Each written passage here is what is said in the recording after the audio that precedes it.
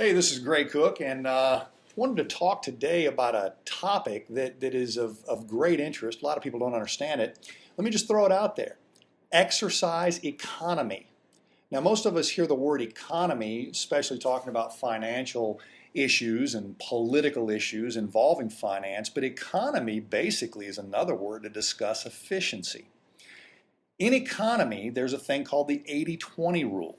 And I think one of the people who try to stick to this rule as well as anybody is a guy named Tim Ferriss. He wrote a book called The 4 Hour Work Week, and I would encourage you guys to look at that and pick it up, because even though he's referring to business and lifestyle, a lot of that does spill right over into exercise. Becoming efficient in everything we do is really what professional strength and conditioning and exercise and rehabilitation is all about. Many times we think more is better. Obviously, for the weight loss client, we're thinking, more exercise, more exercise, more exercise. Deconditioned people only have a certain amount of capacity. And in that certain amount of physical capacity they have each day before they hit fatigue and bad mechanics, you got to do the best thing you can possibly do to stoke their metabolism and not insult their mechanics. So, one of the conversations that I ultimately get into discussing movement screening, movement assessment, and all that is it helps you decide your exercise efficiency. That's all. That's it. So if we had to play a little game on exercise economy now, let me challenge you all to basically dial it back to one exercise that you can do for the rest of your life, either personally or with a majority of your clients. Obviously, we can't talk in absolutes or universals. Some people are not going to be able to do certain exercises. But let's just say you don't have any major health concerns. You're exercising, you're competent lifting and doing endurance and speed work. If you had to pick one thing. Now, I'm always talking about balance. I even wrote a book called Athletic Body and Balance, and I realized that we need to mix it up if we're going to stay proficient in all the many things we want to do. But let's just say that if you spend less time exercising, it doesn't mean you go sit on the couch. It means you spend more time doing those physical things that are more like your hobbies or your sports or your loves. And unless you just really like the smell of a gym, anything that would keep you as fit or fitter with less investment of time and exercise would obviously afford you more time to do those things that really, feed your spirit, feed your soul, let you play with your kids more, whatever you want to work on. So for a minute here, let's think about if you could only do one exercise, what would it be? I've had an opportunity going around and lecturing, working with athletes, working with coaches and teachers and stuff, to ask this question. If I were to talk to a kettlebell person, they may say swings. If I were to talk to somebody who really prized that low gear strength, they may say deadlifts. I don't think any of these people would be wrong.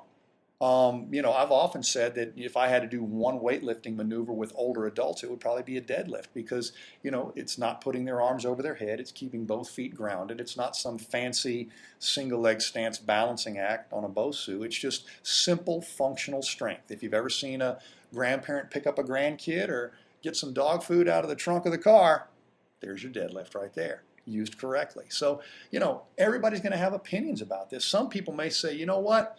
Body weight push-ups, it's all you need. Some people may say, no, I think running is holistic enough to do it all.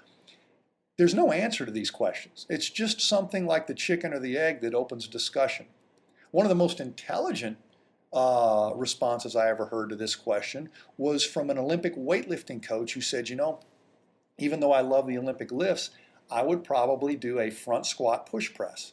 Basically what he's saying is I would combine a straight bar front squat. Obviously, this would not be maximal weight, with a push press. So I would use the full squatting movement with a front load, all the way down, all the way back up to standing, and then I would explode. All right, and I love the push press for this because you can actually put more weight overhead than you can press with your knees locked, of course. So you're cheating with your legs. But now you've got more weight over your head than you could put there concentrically with your arms, which means you get this great eccentric lowering back down into the collarbone position.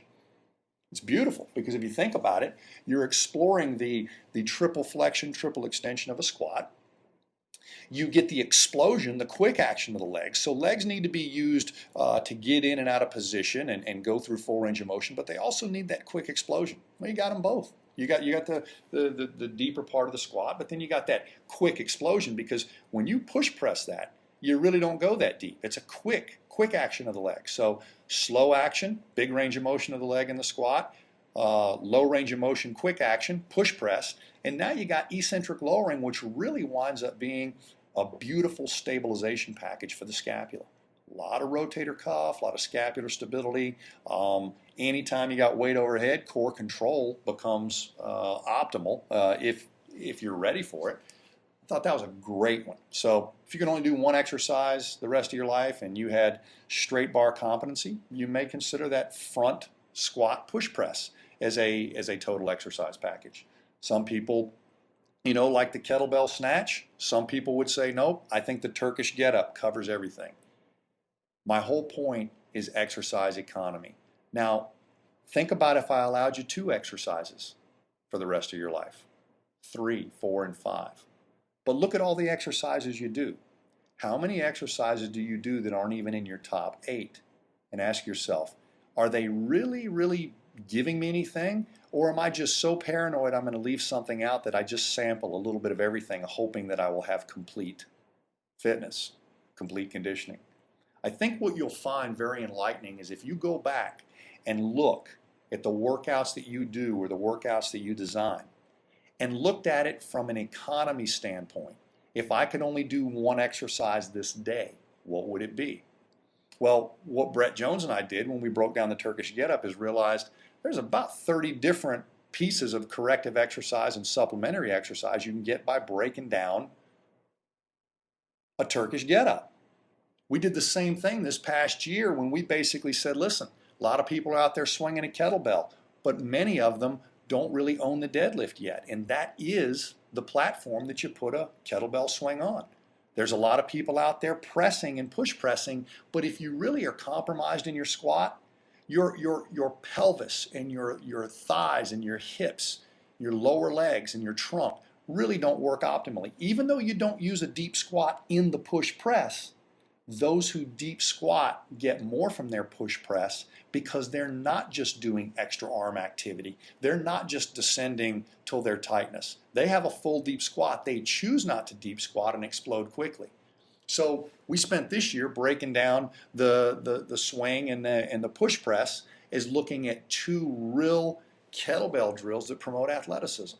The whole point is, had a conversation with John Tureen after he first started using the functional movement screen, and one of the intuitive things John said is, Gray, I was able to completely delete spinal flexion exercise from our routine and didn't see any ill effects in performance, and I didn't see any ill effects in the screen, which what John was saying is, I have all these standards that I want to achieve with my athletes, and I'm actually deleting certain exercises that don't really fit the model anymore because my model just changed, and movement screens didn't get worse and performance didn't get worse.